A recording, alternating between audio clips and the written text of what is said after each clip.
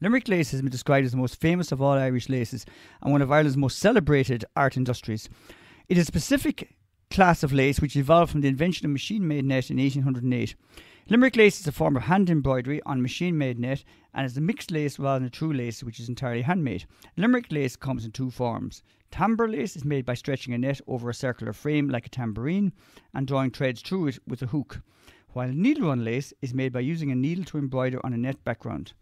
The Limerick lace industry was established in 1829 when Charles Walker, an English businessman, selected the premises in Mount Kenneth, Limerick City as the location for a lace factory.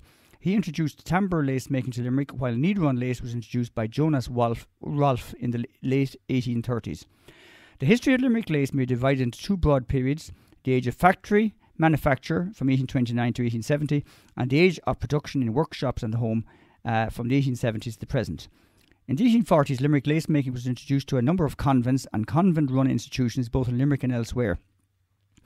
As a result, it was widely disseminated throughout Ireland by Catholic religious sisters anxious to provide employment at the time of the famine and afterwards. They introduced to several other convents, including religious houses in Youghal, Kinsale, Dunmore East, Carricksheveen and Kenmare. In the 1860s, the spread of machine-made lace from Nottingham brought about the collapse of large-scale factory-based lace making in Limerick.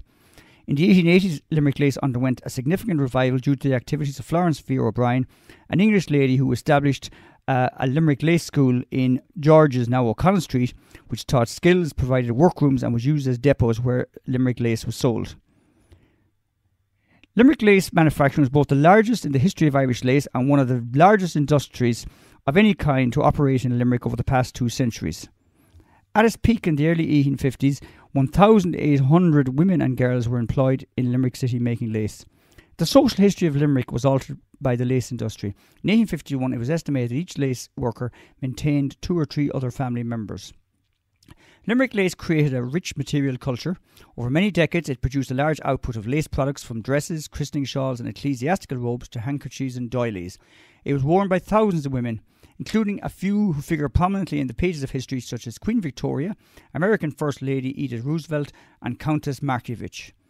Generations of churchmen also wore Limerick lace and used lace to decorate their churches in Ireland and throughout the Irish diaspora. Limerick lace continues to be made on a small scale in Limerick and in other centres throughout Ireland.